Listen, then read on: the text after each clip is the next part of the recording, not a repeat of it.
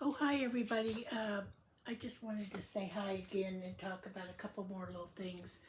Um, I had made a video not long ago about Law Park Lincoln, who had passed away and wrote this book, Getting Started, Not Scammed, Get Started, Not Scammed, about a Hollywood career. You know, she was in Knots Landing and a number of films and television shows, but she was a series regular on that show, but lots of things. She did a lot in that acting studio and went to LA a lot, lived out there, and then had an acting studio in Plano, north of Dallas. But she had passed, but she had battled cancer over the years, but had, different things. But earlier I had mentioned about my mom passed from cancer, and then two friends that were school teachers passed from cancer, but a number of people that I've known, but not necessarily closest friends, but had passed from it. Then, of course, my brother Mark, and I didn't mention him earlier in the previous video. He had passed from cancer also, but he had a number of other health issues too. So, but anyway, it's just a shame that we haven't found more solid cures for cancer yet. I guess we sort of know what not to do as far as a lot of preventative measures, but anyway, but that's all. But moving on, I just wanted to talk about some more books. This is really good. Reading for a Living. It's about being a script analyst. I might have shared that with you before. That's kind of an interesting subject. And then Program Your Mind for Success by Mike Pointer, and I took a lot of commercial acting classes from him when I lived in LA, so that's a really good book too. And then Writing Television Sitcoms, which I hope to finish one of my scripts eventually. When I caught the acting bug in 2003, I sort of just immersed myself into that, but I was only a writer as a newspaper reporter and editor, writing feature stories years ago, mostly in my 20s. And, and then in college and everything.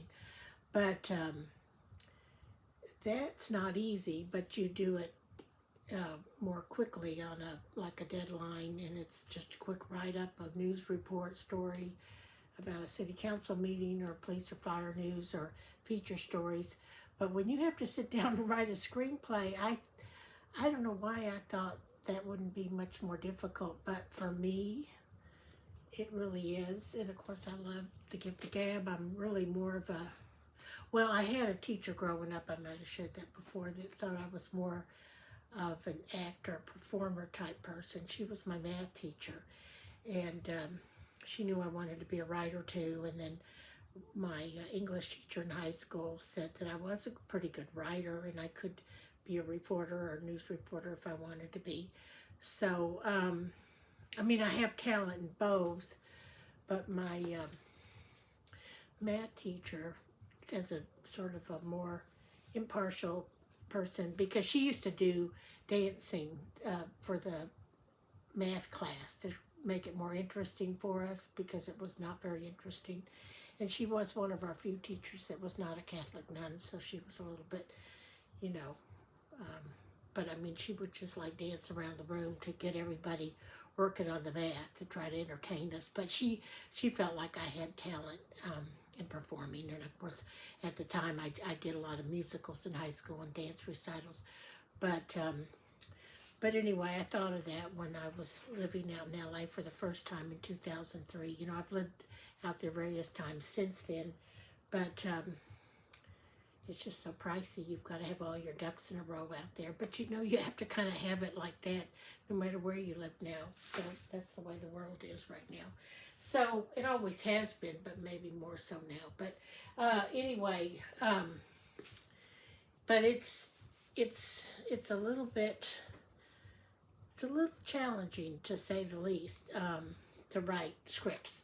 But it's fun. I really am working on some characters, because I've like a lot of actors, it hasn't been easy to try to get auditions for the kind of roles that I want to play. And then when I'm starting to write scripts, a lot of them I've tried to make them kind of funny and based on things I've been through in my personal love life, or with all my different jobs and careers, like in acting and, well, and some in that, but most, and then like previously, insurance agent and substitute teaching, and as a news reporter editor.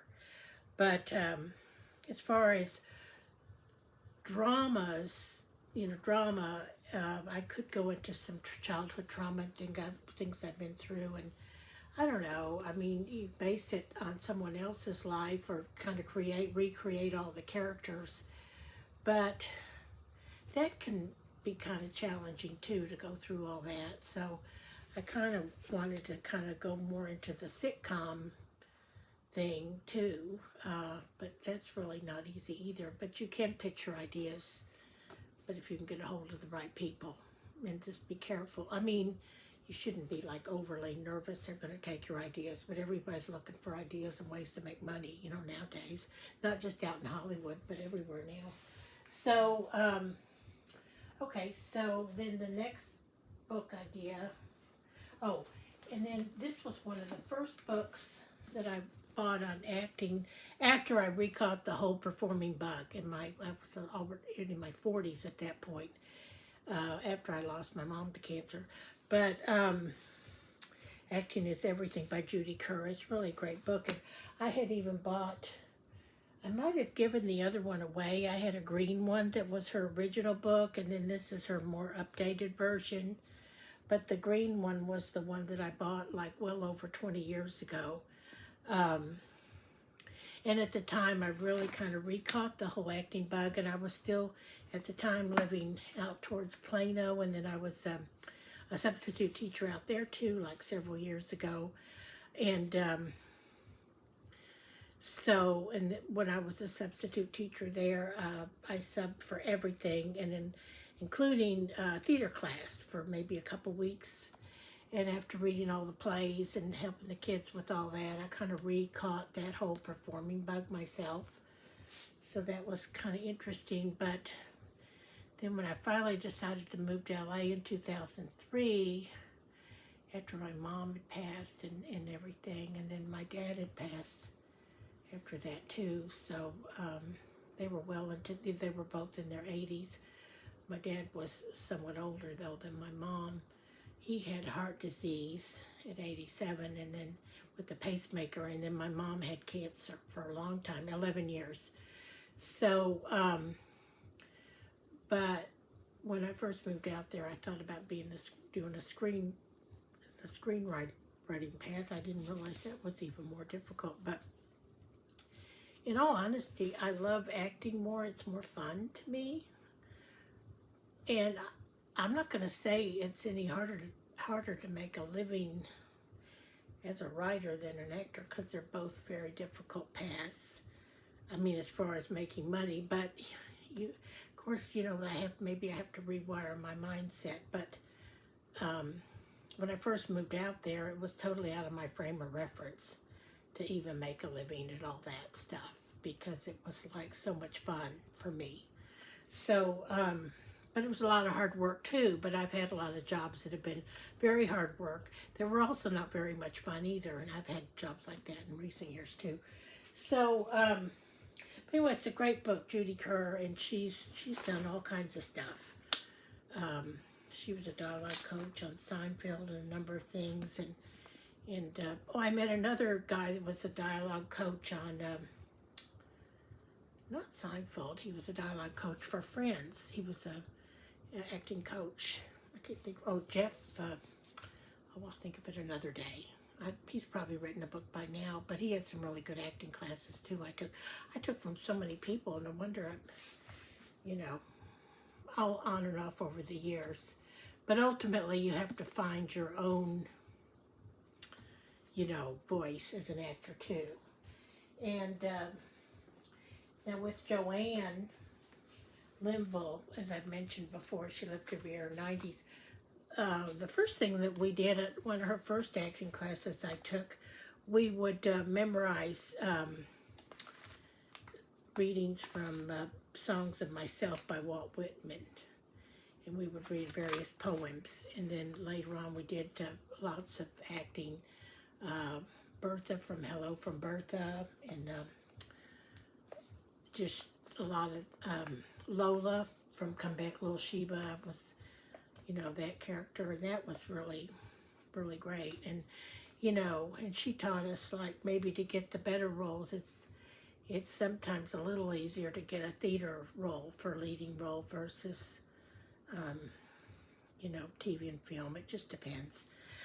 Hindsight's 2020. I wish I had done all that when I kind of really wanted to back in high school and all that. But at least I went out there in my 40s, and I sort of knew it would be challenging to make a living at. But everything I've done has been, even all the times I was in the newspaper business, I always just made a lower salary.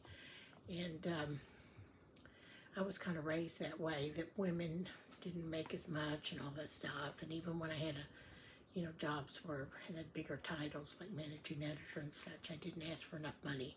So I always tell younger people, they may say no.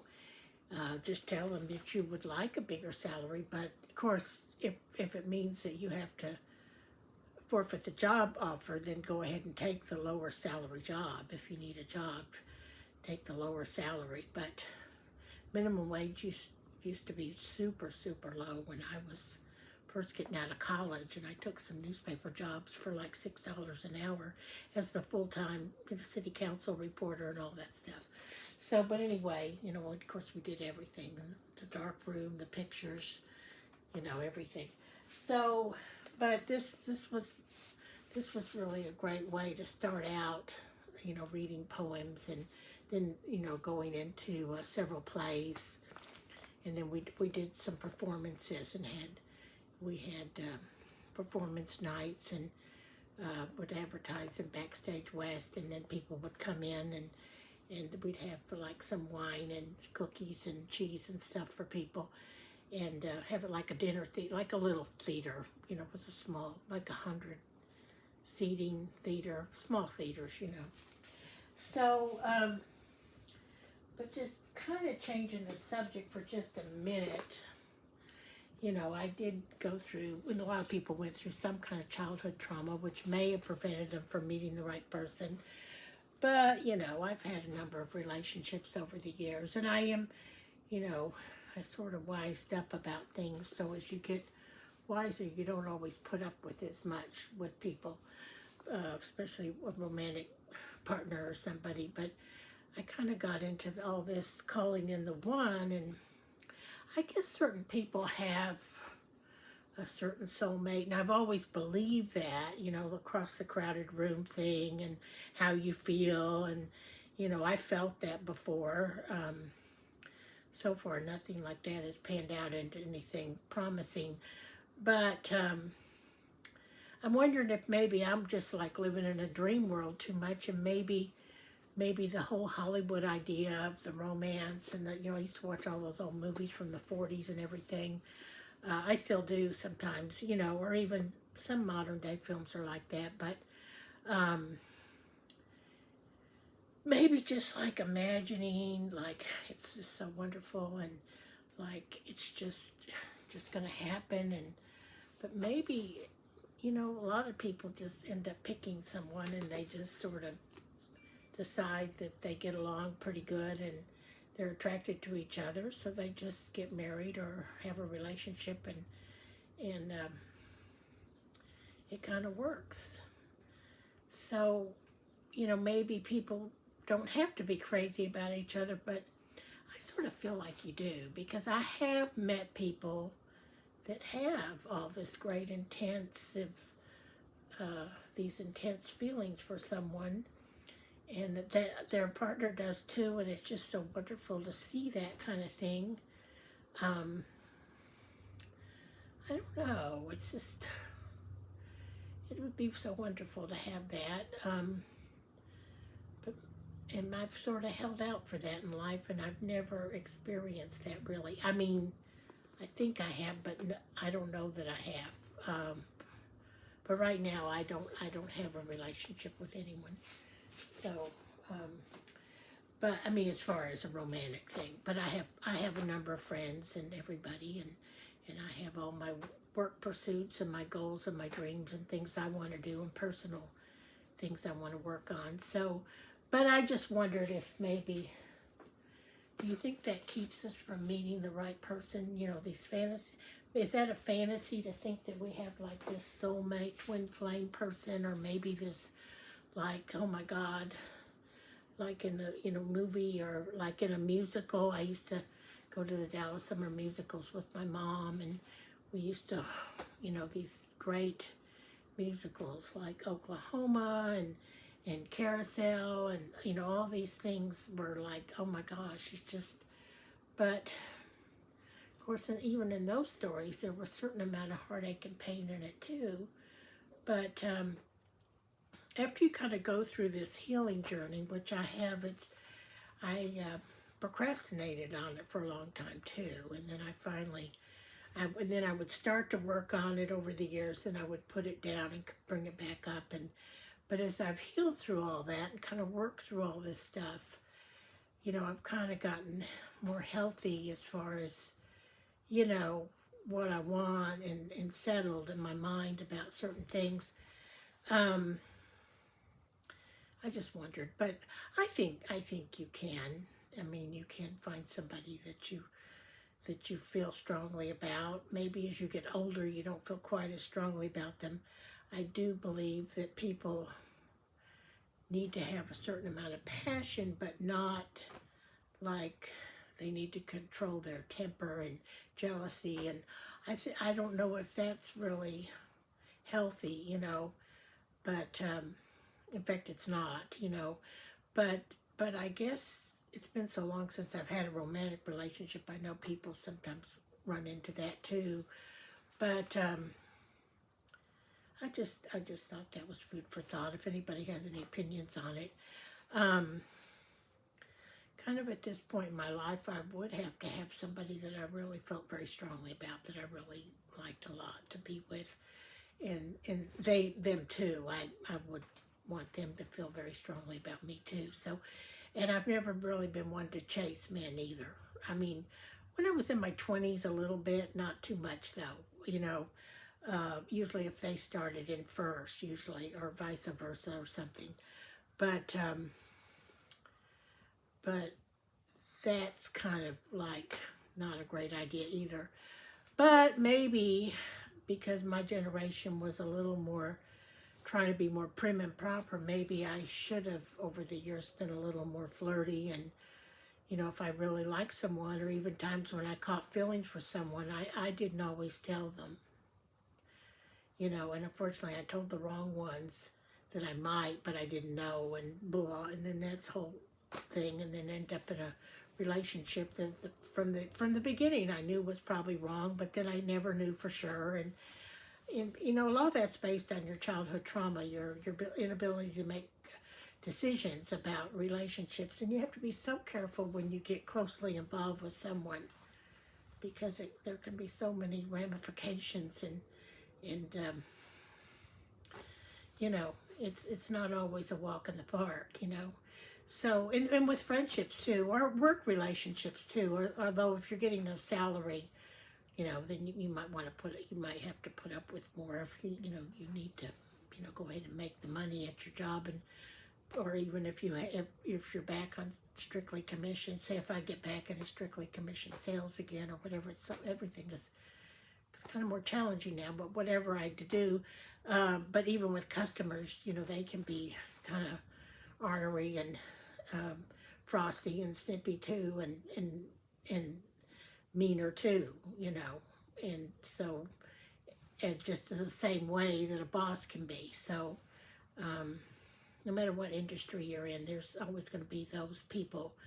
There's always going to be that one or two or three that's a problem case for you and has it out for you, or not necessarily, but don't be just always looking out, but realize that there's a lot of unhappy people. I shouldn't say a lot, but there are some unhappy people, and they try to take it out on others, and it's very sad. And they try to spin others into their little web, just remember, it's not your circus. It's not your monkeys, you know. Just stay out of it. And just be careful and watch the road and be cautious, but maybe not totally like block out the idea that there could be a right person for you, because maybe there is, and maybe there is for me too. But anyway, so it's a lot to deal with when you're thinking about all these things. So it just doesn't always work for everybody, you know. And a lot of times people just work on getting someone as a quick fix. They want a relationship as a quick fix. All of a sudden they've broken up with someone. They want someone new right away as a quick fix to fill some kind of void. People do the same thing with jobs. And, you know, sometimes with jobs you have to for financial reasons, you know, or whatever, you know. People do that with friends too, you know, just they can't handle being alone or anything. But not everybody's that way, or they want to like make someone else think negatively when you're trying to think positive about stuff and try to pull you into their little misery loves company group or something. But you know, it's just it is what it is, and all we can do is our best in life, and we have to see the best in everybody, but we don't have to be friends with everybody. And I always like to kind of like be friends with everybody, but it's not always possible. There's only so many hours in the day to do everything. And my mom and dad used to have a lot of expressions, and my grandmother too. You know, you can please some of the people some of the time, but you can't please all the people all of the time. That's a good one to think about. So, okay, well, over and out, guys, and have a great day. Okay, bye.